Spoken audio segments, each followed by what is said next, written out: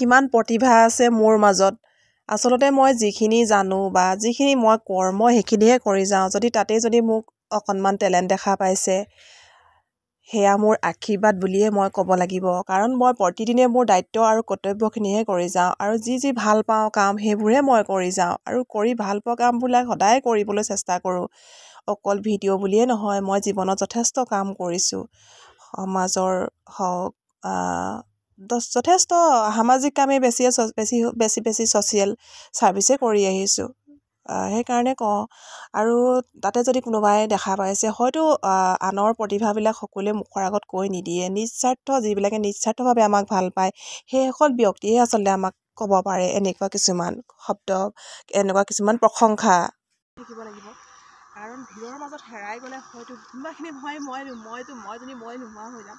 সেইকাৰণে ভাবোঁ মই মোৰ ভাল পোৱা আৰু সদায় মই মনে বিচৰা কামবিলাক মই কৰি যাম, আৰু ভৱিষ্যতলৈও মই কৰিম বুলি এনেকৈ যিমান দিন মই জীয়াই থাকোঁ, যেতিয়ালৈকে উশাহ থাকিব নিশাহ থাকিব, আৰু যেতিয়ালৈকে মই হৈ থাকিম, তেতিয়ালৈকে মই হয়তো ভিডিঅ' প্ৰস্তুত কৰি যাম এনেকৈ ভাবিছোঁ।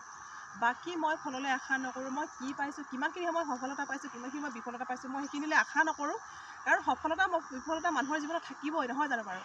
আজি সফলতা হৈছোঁ, কাইলৈ হয়তো বিফল হৈছোঁ। তেনেকুৱা প্ৰত্যেকজন ব্যক্তিৰ জীৱনতো সফলতা বিফলতা থাকিবই, আৰু সুখ দুখ হাঁহি কান্দোন থাকিবই। আপুনি যদি দুখ নাথাকে জীৱনত, সুখৰ আমেজ আপুনি নাপায়। সেইকাৰণে কৈছোঁ, জীৱন জিন্দাবাদ, জীয়াই থাকক, হাঁহি থাকক, আৰু 10জনকো হহুৱাবলৈ চেষ্টা কৰক। বাকী কোনে আপোনাক ভাল পাইছে বেয়া পাইছে সেইবিলাক আপুনি ছাইড কৰি ৰাখি দিয়ক, আৰু বাকী এনজয় কৰক। লাইফটো এবাৰেই পাব। এনজয় কৰাৰ আগত কিন্তু ঘৰৰ সমস্ত দায়িত্ব আপুনি পালন কৰিহে ল'ব। তাৰপিছতহে আপুনি এনজয় কৰিব। কি পালোঁ, কি হেৰুৱালোঁ, সেয়াৰ হিচাপ মুঠেও নল'ব আপোনালোকে। কাৰণ সেইখিনি হিচাপ কৰিবলৈ গ'লে আপুনি আকৌ অতীতলৈ ঘূৰি যাব লাগিব। আকৌ আপোনাক কিছুমান হতাশাই ঘেৰি ধৰিব, কিছুমান অলাগতিয়াল কথাই আপোনাক মনোকষ্ট দিব। সেইকাৰণে আপুনি সেই কথাখিনি নাভাবি আপুনি বৰ্তমানত আপুনি জীয়াই থাকিবলৈ শিকক। বৰ্তমানত যি হৈ আছে আপুনি সেয়াক লৈ ব্যস্ত থাকক, আৰু বৰ্তমান কি কৰিলে ভাল হ'ব সেয়াক লৈ আপুনি মনোযোগ দিয়ক।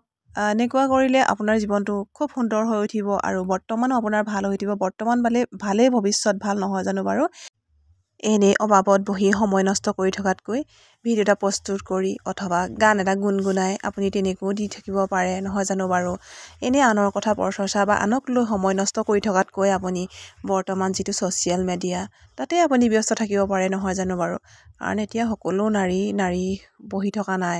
নাৰীয়ে সকলো বিষয়তে পাৰ্গত। বৰ্তমান কোনো বিষয়তে পাছপৰা নহয়। এয়া আমাৰ বৰ্তমান নাৰীসকলে প্ৰমাণ কৰি আহিছে, আৰু আপুনিনো কিয় নোৱাৰিব? আপুনিও যদি এনেকৈ ঘৰতে বহি হতাশাত ভুগি থাকে, আপোনাকতো কোনেও উদ্ধাৰিব নোৱাৰিব। আপুনি নিজেই উদ্ধাৰ কৰিব লাগিব, আৰু নিজক আপুনি হেপী ৰাখিব লাগিব। সেইকাৰণে সদায় কওঁ, সদায় হেপী থাকক, আৰু আপোনাৰ লগতে ওচৰ চুবুৰীয়া হওক 10জন ব্যক্তিকো আপুনি সুখী ৰাখিবলৈ চেষ্টা কৰক। এয়াই জীৱন, নহয় জানো বাৰু? আৰু অনাহকত আমিনো কিয় মানুহক বেয়া পাওঁ? অনাহকত আমি কিয়নো কাজিয়া কৰোঁ? অনাহকতে আমি কিয়নো হিংসা কৰোঁ মানুহক? আমি জানো হিংসা কৰিলে আমি কিবা পাম জানো ফলাফল? একো নাপাওঁ। বৰঞ্চ আমি নিজেই কষ্ট পাম। সেইখিনি আপুনি যেতিয়া আনৰ বিষয়ে বেয়াকৈ ভাবিব, সেই বেয়াখিনি আপোনালৈ ঘূৰি আহিব। সেইকাৰণে আপুনি বেয়া চিন্তা, আনৰ অসৎ চিন্তা আপুনি নকৰাই ভাল। সদায় সৎ চিন্তা কৰিব। পুৱা শুই উঠিয়ে আপোনাৰ দিনটো ভালে যাব। কথাখিনি কেনেকুৱা লাগিলে জনাব। আজিলৈ আহোঁ। Bye bye.